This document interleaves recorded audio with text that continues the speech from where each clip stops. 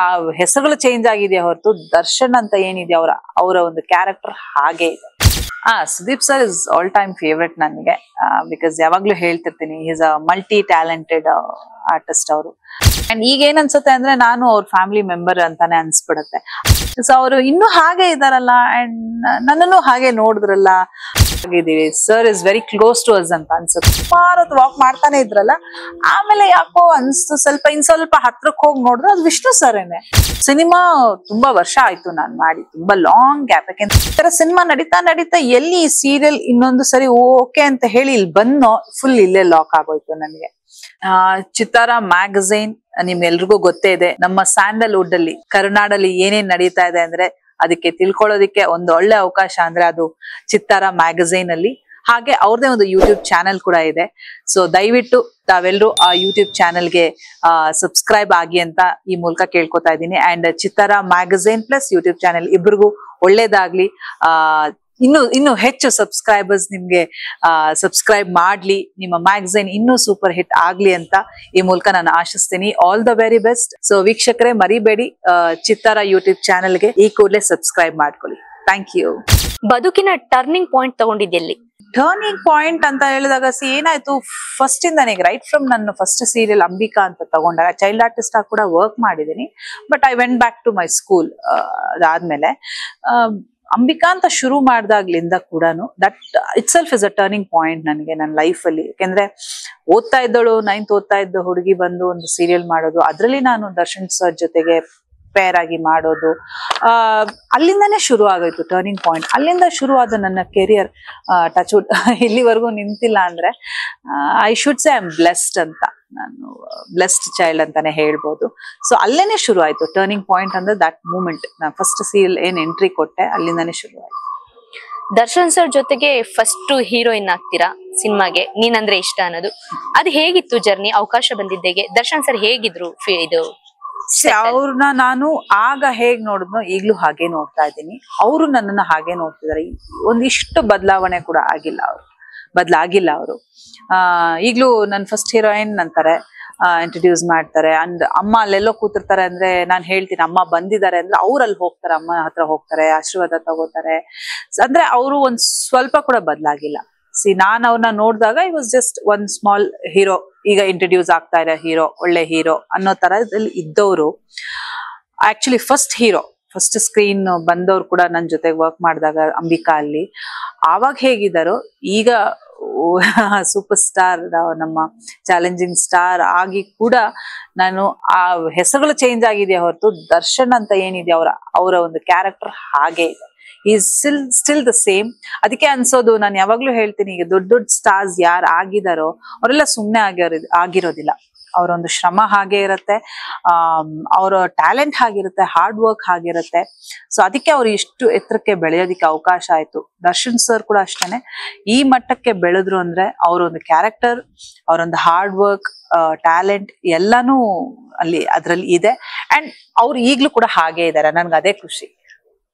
Okay, ಅದೇ ಸಿನಿಮಾದಲ್ಲಿ ನೀವು ಸಿಕ್ಕಾಪಟ್ಟೆ ಗ್ಲಾಮರ್ ಆಗಿ ಕಾಣಿಸ್ತೀರಾ. ಆ ಸಾಂಗ್ ಕೂಡ ನೀವು ಬಿಗ್ ಬಾಸ್ ಹೋದ್ಮೇಲೆ ತುಂಬಾ ವೈರಲ್ ಆಗಿತ್ತು. ಸಿರಿ ಅವ್ರಿಗೆ ಗ್ಲಾಮರಸ್ ಪಾತ್ರಗಳು ಇಷ್ಟನಾ, ಟ್ರೆಡಿಷನಲ್ ಆಗಿರೋದು ಇಷ್ಟನಾ?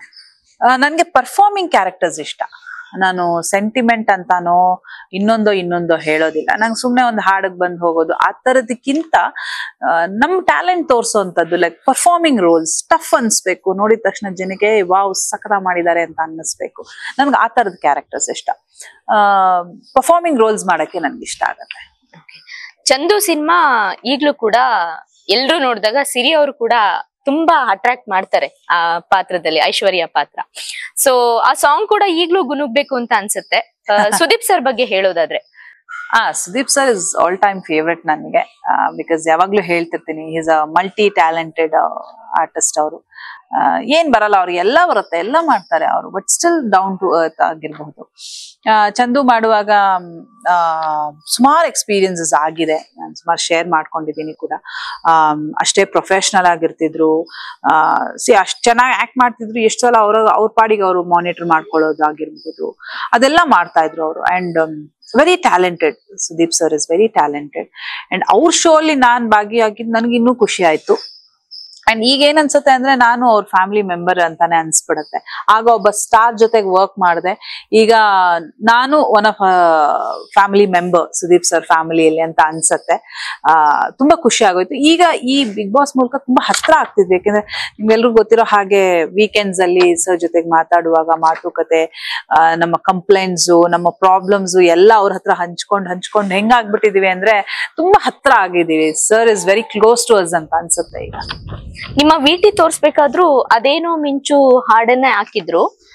ಅಂದ್ರೆ ಸುದೀಪ್ ಸರ್ ಸ್ಮೈಲ್ ಅಲ್ಲಿ ಹೇಗಿತ್ತು ಅಂದ್ರೆ ನಮ್ಮ ಹಳೆ ಹೀರೋಯಿನ್ ನೋಡ್ತಾ ಇದೀವಿ ಅನ್ನೋ ತರ ಕಾಣಿಸ್ತಾ ಇತ್ತು ನಮಗ್ ನೋಡುಗರಿಗೆ.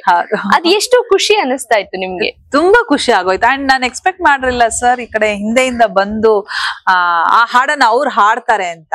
ಯಾಕೆಂದ್ರೆ ನನ್ನ ಪರ್ಫಾರ್ಮೆನ್ಸ್ ಆದ್ಮೇಲೆ ಸರ್ ನ ಮೀಟ್ ಮಾಡದ್ನಲ್ಲ, ಸೊ ಬಂದು ಅವ್ರು ಹಾಡಿದಾಗ ಸಖತ್ ಖುಷಿ ಆಗೋಯ್ತು. ಅಂಡ್ ಐ ಫೆಲ್ಟ್ ಮತ್ತೆ ಈಸ್ ದ ಸೇಮ್, ಯಾಕೆಂದ್ರೆ ಎವ್ರಿ ಡೇ ಬೆಳೀತಾ ಇರೋಂತ ಒಬ್ಬ ನಟರು ಅವರೆಲ್ಲಾನು. ಸೊ ಅವರು ಇನ್ನೂ ಹಾಗೆ ಇದಾರಲ್ಲ, ಅಂಡ್ ನನ್ನನ್ನು ಹಾಗೆ ನೋಡಿದ್ರಲ್ಲ, ಅದು ಒಳಗೆ ತುಂಬಾ ತುಂಬಾ ತುಂಬಾ ತುಂಬಾ you know you will feel so happy. ಅದನ್ನೆಲ್ಲ ನೋಡಿದಾಗ ತುಂಬಾ ಖುಷಿ ಆಗೋಯ್ತು ನನಗೆ. ಅವ್ರು ಹಾಡ್ದಾಗೆಲ್ಲ ತುಂಬಾ ಖುಷಿ ಆಯ್ತು. ಯಾರಿಗೂ ಕೆಲವೊಂದು ಅವಕಾಶಗಳು ಎಲ್ರಿಗೂ ಸಿಗಲ್ಲ ಅಂತಾರೆ.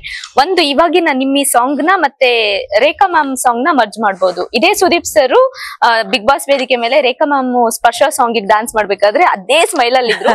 ಸೊ ನಿಮ್ ಸಾಂಗಿಗೂ ಅದೇ ಸ್ಮೈಲ್ ಅಲ್ಲಿ ಇದ್ರು. ಅದೊಂಥರ ಖುಷಿ ಕೊಡುವಂತ ಮೂಮೆಂಟ್. ಖಂಡಿತ ಹೌದು, ಯಾಕೆಂದ್ರೆ ರೇಖಾ ಮ್ಯಾಮ್ ಕೂಡ ಅವ್ರ ಜೊತೆಗೆ ವರ್ಕ್ ಮಾಡಿದ್ದು ಫಸ್ಟ್ ಹೀರೋಯಿನ್ ಅವರಿಗೆ, ಅಂಡ್ ನಾನು ಸರ್ ಜೊತೆಗೆ ವರ್ಕ್ ಮಾಡಿದ್ದೀನಿ. ಸೊ ಅದು ಖಂಡಿತ ಅದು ಇದ್ದೇ ಇರುತ್ತೆ. I feel like I know ಹರ್, ನನಗೆ ಗೊತ್ತಿರೋ ಆರ್ಟಿಸ್ಟ್ ಅನ್ನೋದು ಅವ್ರಿಗೆ ಖಂಡಿತ ಇರುತ್ತೆ. ಬಟ್ ಅವ್ರಿಗೆ ಏನ್ ಅನ್ಸ್ತಿರುತ್ತೋ, ಬಟ್ ನಮ್ಗೆ ಇಲ್ಲಿಂದ ಅವನ್ನ ನೋಡಿದಾಗಂತೂ ತುಂಬಾ ಖುಷಿ ಆಗ್ತಾ ಇರುತ್ತೆ. ಸಿ ಎಷ್ಟು ಸಿಂಪಲ್ ಆಗಿದಾರಲ್ವಾ, ಇದನ್ನೆಲ್ಲ ನಾವು ಕಲಿಬೇಕು. ಎಷ್ಟು ದೊಡ್ಡ ವ್ಯಕ್ತಿ ಆದ್ರೂ, ಎಷ್ಟು ದೊಡ್ಡ ಸ್ಥಾನಕ್ಕೆ ಹೋದ್ರು ಕೂಡ ಆ ಸಿಂಪ್ಲಿಸಿಟಿ, ಆ ಡೌನ್ ಟು ಅರ್ತ್, ನಮಗ್ ಗೊತ್ತಿರೋರು, ನಮ್ಮ ಪರಿಚಯದವರು, ನಾನ್ ವರ್ಕ್ ಮಾಡಿರೋಂತ ಆರ್ಟಿಸ್ಟ್ ಅಂದಾಗ ಆ ಕ್ಲೋಸ್ನೆಸ್ ಇರುತ್ತಲ್ಲ, ಅದೆಲ್ಲ ಈ ತರದೆಲ್ಲ ನಾವು ಕಲಿಬೇಕು. ಸೊ ಸರ್ ಆ ತರ ಎಲ್ಲ ನೋಡಿದಾಗ ನಂಗಂತೂ ತುಂಬಾ ಖುಷಿ ಆಗ್ತಾ ಇತ್ತು. ಸಿಂಹಾದ್ರಿಯ ಸಿಂಹ ಸಿನಿಮಾದಲ್ಲಿ ವಿಷ್ಣುವರ್ಧನ್ ಸರ್ ಜೊತೆ ವರ್ಕ್ ಮಾಡಿದೀರಾ, ಅದು ಹೇಗಿತ್ತು ಎಕ್ಸ್ಪೀರಿಯನ್ಸ್? ಅದು ಎಕ್ಸ್ಟ್ರೀಮ್ಲಿ, ಬಿಕಾಸ್ ನನ್ಗೆ ವಿಷ್ಣು ಸರ್ ಅಂದಾಗ ತಕ್ಷಣ ಸಿಂಹ ಸಿಂಹ ಅನ್ನೋ ತರಾನೇ ಇರ್ತಿತ್ತು. ಕೋಪದಲ್ಲಿ ಇರ್ತಾರೆ, ಸ್ಟ್ರಿಕ್ಟ್ ಆಗಿರ್ತಾರೆ, ಆ ತರ ಇದೆಲ್ಲ ಅನ್ನಿಸ್ತಿತ್ತು. But sir is so soft, ಮಗು ಅಂತ ಮನ್ಸು ಅಂತಾರಲ್ಲ ಆ ತರಾನೇ ಇದ್ರು. ನಾನು ಅವನ್ನ ಫಸ್ಟ್ ನೋಡಿದ್ದು ಸಿಂಹಾದ್ರಿ ಸಿಂಹ ಅಲ್ಲಿ ದೊಡ್ಡ ವಿಷ್ಣುವರ್ಧನ್ ಸರ್ ಇರ್ತಾರಲ್ಲ, ತಂದೆ ಪಾತ್ರ ಅವರು. ಸೊ ಮೀಸೆ ಎಲ್ಲ ಹಿಂಗಿರ್ತಿತ್ತು, ಇದೆಲ್ಲ ಹಾಕೊಂಡು ಅಲ್ಲಿ ಸುಮ್ನೆ ಒಬ್ರೇ ವಾಕ್ ಮಾಡ್ತಾ ಇದ್ರು. ನಾನು ಇದು ಸುಮಾರು ಇಂಟರ್ವ್ಯೂಸ್ ಅಲ್ಲಿ ಹೇಳಿದೀನಿ ಕೂಡ. ನಾನ್ ಯಾರೋ ಬಿಡೋರು ಯಾರೋ ಅಂತ, ಯಾಕೆಂದ್ರೆ ಜನರಲಿ ಒಬ್ಬ ಸ್ಟಾರ್ ಅಂದ್ರೆ ಸುತ್ತಮುತ್ತ ಇರ್ತಾರೆ, ಅಸಿಸ್ಟೆಂಟ್ಸ್ ಇರ್ತಾರೆ, ಎಲ್ಲ ಹಂಗಿರುತ್ತೆ ಅಂತ ಅನ್ಕೊಂಡಿದ್, ಸಪ್ರೇಟ್ ಆಗಿರ್ತಾರೆ ಅಂತ. ಯಾರೋ ಒಬ್ರು ಮಾತಾಡ್ತಿದ್ರೆ ಯಾರೋ ಗೊತ್ತಿಲ್ಲ ವಾಕ್ ಮಾಡ್ತಿದ್ದಾರೆ ಬಿಡು ಅಂತ ನಾನು ಅಮ್ಮ ಇಲ್ಲಿ ಕುತ್ಕೊಂಡಿದೀವಿ. ಆಮೇಲೆ ಸುಮಾರು ಹೊತ್ತು ವಾಕ್ ಮಾಡ್ತಾನೆ ಇದ್ರಲ್ಲ, ಆಮೇಲೆ ಯಾಕೋ ಅನ್ಸ್ತು ಸ್ವಲ್ಪ ಸ್ವಲ್ಪ ಹತ್ರಕ್ ಹೋಗಿ ನೋಡಿದ್ರೆ ಅದು ವಿಷ್ಣು ಸರೇನೆ.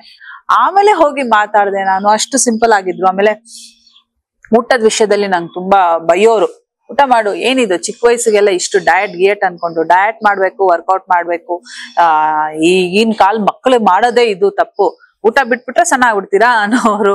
ಆಮೇಲೆ ಮಧ್ಯಾಹ್ನ ಹೊತ್ತು ಇಷ್ಟು ಮೊಸರನ್ನ ತಿನ್ಸೋರು ಕಂಪಲ್ಸರಿ, ಕುತ್ಕೊಂಡು ತಿನ್ನು ಆಮೇಲೆ ಎದ್ದು ಹೋಗು ಅಂತ.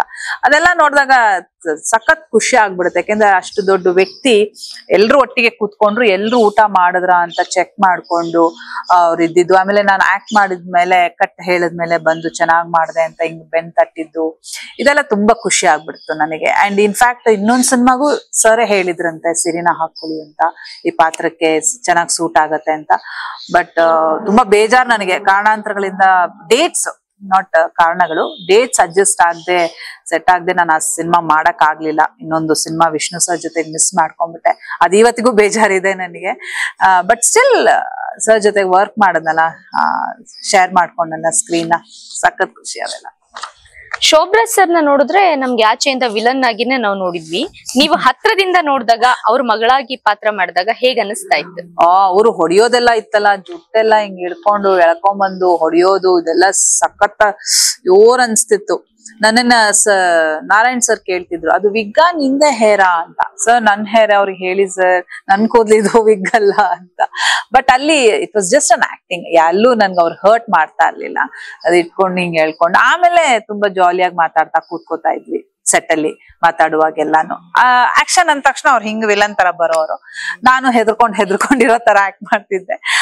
ಕಟ್ ಅಂದ ತಕ್ಷಣ ಮತ್ತೆ ಏನೋ ದಟ್ ಫ್ರೆಂಡ್ಲಿ ನೇಚರ್ ಬಂದ್ಬಿಡ್ತಾ ಇದ್ವಿ, ಇಬ್ರಿಗೂ ಆರಾಮಾಗಿರ್ತಾ ಇದ್ವಿ. Next cinema project, serial project ಏನೆಲ್ಲ ಇದೆ? ನೆಕ್ಸ್ಟ್ ಆಕ್ಚುಲಿ ಸಿನಿಮಾ ತುಂಬಾ ವರ್ಷ ಆಯ್ತು ನಾನು ಮಾಡಿ, ತುಂಬಾ ಲಾಂಗ್ ಗ್ಯಾಪ್. ಯಾಕೆಂದ್ರೆ ಸೀರಿಯಲ್ ಅಲ್ಲೇ ನಾನು ಬ್ಯುಸಿ ಇದ್ದಿದ್ರಿಂದ ಸೀರಿಯಲ್ ಡೇಟ್ಸ್ ಅಡ್ಜಸ್ಟ್ ಮಾಡ್ಕೊಂಡು ಸಿನಿಮಾ ಮಾಡೋದು ಕಷ್ಟ ಆಗ್ತಿತ್ತು. ಬಟ್ ಆಫ್ಟರ್ ಬಿಗ್ ಬಾಸ್ ಆದ್ಮೇಲೆ ಸಿನಿಮಾ ಆಫರ್ಸ್ ಬರ್ತಾ ಇದೆ. ಆಕ್ಚುಲಿ ಯಾವ್ದಾದ್ರು ಒಳ್ಳೆ ಪಾತ್ರ, ನನಗೆ ಇಷ್ಟ ಆಗುವಂತ ಪಾತ್ರ ಸಿಕ್ಕಿದ್ರೆ ಖಂಡಿತ ಮಾಡ್ತೀನಿ. ಆಮೇಲೆ ಸೀರಿಯಲ್ದು ನಡೀತಾ ಇದೆ, ಮಾತುಕತೆ ನಡೀತಾ ಇದೆ. ಸೀರಿಯಲ್ ಕನ್ನಡದಲ್ಲಿ ಗ್ಯಾಪ್ ಆಗಿದ್ರಿಂದ ನಾನು ಬೇರೆ ಕಡೆ ಮಾಡ್ತಾ ಇದ್ದೆ. ಕನ್ನಡದಲ್ಲಿ ಗ್ಯಾಪ್ ಆಗಿರೋದ್ರಿಂದ ನನಗೆ ಸೆಕೆಂಡ್ ಇನ್ನಿಂಗ್ಸ್ ಅಂತಾನೆ ಹೇಳ್ಬೋದು ಶುರು ಮಾಡೋದಕ್ಕೆ. ಅದಕ್ಕೂ ಅಷ್ಟೇನೆ ಒಂದು ಚೆನ್ನಾಗಿ ಪರ್ಫಾರ್ಮ್ ಮಾಡೋಂಥ ರೋಲೇ ಇರ್ಲಿ, ಅದಕ್ಕೆ ವೆಯ್ಟ್ ಮಾಡ್ತಿದ್ದೀನಿ. ಅದು ಮಾತುಕತೆ ನಡೀತಾ ಇದೆ. ಸೊ ಯಾವ್ದು ಫಸ್ಟ್ ಯಾವ್ದು ಓಕೆ ಆಗತ್ತ ಅದ್ ಖಂಡಿತ ನಾನು ಮಾಡ್ತೀನಿ. 4-5 ಸಿನಿಮಾಗಳಲ್ಲಿ ಟಾಪ್ ಹೀರೋಗಳ ಜೊತೆ ಟಾಪ್ ಹೀರೋಯಿನ್ ಆಗೇ ಮಾಡಿದ್ರಿ. ಕನ್ನಡದ 4-5 ಸಿನಿಮಾ ಆದ್ಮೇಲೆ ಯಾಕೆ ಸಿನಿಮಾಗಳನ್ನ ಬಿಟ್ಟು ಸೀರಿಯಲ್ ಕಡೆ ಹೋಗಿದ್ದು? ಫಸ್ಟ್ ನಾನು ವರ್ಕ್ ಮಾಡಿದ್ದೇನೆ ಸೀರಿಯಲ್ ಅಲ್ಲಿ. ಸೀರಿಯಲ್ ಆದ್ಮೇಲೆ ಸಿನಿಮಾ ಮಾಡಿದೆ. ಅದು ಹೇಗ್ ಬಂತು ಅನ್ನೋದು ಇವತ್ತಿಗೂ ನನಗೆ ಗೊತ್ತಿಲ್ಲ. ಆ ಆಫರು, ಆ ಫೋಟೋಸ್ ನಂದು ಎಲ್ಲಿ ನೋಡಿದ್ರು, ಅವರು ಯಾಕೆ ಹೆಂಗ್ ಕರೆದ್ರು ಅನ್ನೋದು ನನಗೆ ಗೊತ್ತಿಲ್ಲ. ಅದೆಲ್ಲ ಮಾಡ್ತಾ ಮಾಡ್ತಾ ಮತ್ತೆ ಸೀರಿಯಲ್ ವಾಪಸ್ ಬಂದಿದೆ ಏನಂದ್ರೆ ನನಗೆ ತುಂಬಾ ಕಂಫರ್ಟೇಬಲ್ ಆಗ್ಬಿಟ್ಟಿತ್ತು. ಸೀರಿಯಲ್ ಅನ್ನೋದು ನನ್ಗೊಂಥರ ಮನೆ ವಾತಾವರಣ. ಬೆಳಿಗ್ಗೆ ಕೆಲ್ಸಕ್ಕೆ ಹೋಗ್ತೀನಿ, ಸಂಜೆ ಮನೆಗ್ ಬಂದ್ಬಿಡ್ತೀನಿ. ಸಿನಿಮಾ ಏನಾಗ್ತಿತ್ತು, ಔಟ್ಡೋರ್ಸ್ ಇರ್ತಾ ಇತ್ತು, ಅಲ್ಲಿ ಹೋಗಿ ಮನೇನ್ ಬಿಟ್ಟಿರ್ಬೇಕಾಗಿರ್ತಿತ್ತು. ನಂಗೆ ತುಂಬಾ ಕಷ್ಟ ಆಗ್ತಿತ್ತು. ಅಂಡ್ ಚಿಕ್ಕವಳು ಕೂಡ ಆಗ, ನಾನು ಇನ್ನು ಸ್ಕೂಲ್ ಮುಗಿಸಿದ್ದವಳು. ನಮ್ಮ ಮನೆ ಬೇಕು ಅನ್ಸ್ತಿತ್ತು, ಅಮ್ಮ ಬೇಕು, ನನ್ ಜೊತೆಗೆ ಇರ್ಬೇಕು ಅಂತ ಅನ್ನಿಸ್ತಾ ಇತ್ತು. ಮನೇನ್ ತುಂಬಾ ಮಿಸ್ ಮಾಡ್ಕೋತಾ ಇದ್ದೆ. ಈ ತರ ಸಿನಿಮಾ ನಡೀತಾ ನಡೀತಾ ಎಲ್ಲಿ ಸೀರಿಯಲ್ ಇನ್ನೊಂದು ಸರಿ ಓಕೆ ಅಂತ ಹೇಳಿ ಇಲ್ಲಿ ಬಂದೋ, ಫುಲ್ ಇಲ್ಲೇ ಲಾಕ್ ಆಗೋಯ್ತು ನನಗೆ. ಬೆಳಗ್ಗೆ ಎದ್ದು ಹೋಗು ಶೂಟಿಂಗ್ ಮುಗಿಸು, ರಾತ್ರಿ ಬಂದ್ಬಿಡು, ಬೆಳಗ್ಗೆ ಎದ್ದು ಹೋಗು ಶೂಟಿಂಗ್ ಮುಗಿಸು, ರಾತ್ರಿ ಬಂದ್ಬಿಡು. I felt more comfortable serials ಅಲ್ಲಿ, ಹೋಮ್ಲಿ ಅಂತ ಅನ್ನಿಸ್ತಿತ್ತು ನನಗೆ ಅಟ್ಮಾಸ್ಫಿಯರ್ ಎಲ್ಲಾನು. ಆಮೇಲೆ ಆಫರ್ಸ್ ಇಲ್ಲಿ ಜಾಸ್ತಿ ಇದ್ದಿದ್ರಿಂದ ಹಂಗೆ ಇದನ್ನೇ ಕಂಟಿನ್ಯೂ ಮಾಡ್ಕೊಂಡು ಹೋಗ್ಬಿಟ್ಟೆ. ಬಟ್ ಹಂಗನ್ಬಿಟ್ಟು ನಾನು ಸಿನಿಮಾ ಮಾಡಲ್ಲ ಸೀರಿಯಲ್ ಮಾಡ್ತೀನಿ, ಅಥವಾ ಸೀರಿಯಲ್ ಮಾಡಲ್ಲ ಸಿನಿಮಾ ಮಾಡ್ತೀನಿ ಅಂತಲ್ಲ. ನನಗೆ ಮುಖ್ಯ ಆಗೋದು ಪಾತ್ರ. ನಾನು ಮಾಡೋಂಥ ಪಾತ್ರನೇ ನನಗೆ ಮುಖ್ಯ ಆಗತ್ತೆ. ಸೊ ಒಳ್ಳೆ ಕ್ಯಾರೆಕ್ಟರ್ಸ್ ಬಂದ್ರೆ ಸಿನಿಮಾನು ಓಕೆ, ನನಗೆ ಸೀರಿಯಲ್ ಓಕೆ.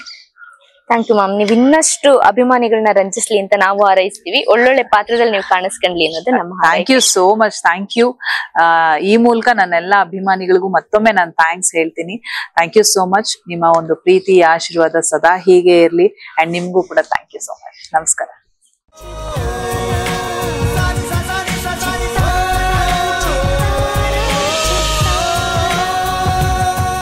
ಕನ್ನಡಿಗರ ಮನೆ ಮಾತಾಗಿರುವ ಸಿನಿ ಪತ್ರಿಕೆ ಚಿತ್ತಾರ, ಕರ್ನಾಟಕದ number 1 readers choice entertainment magazine.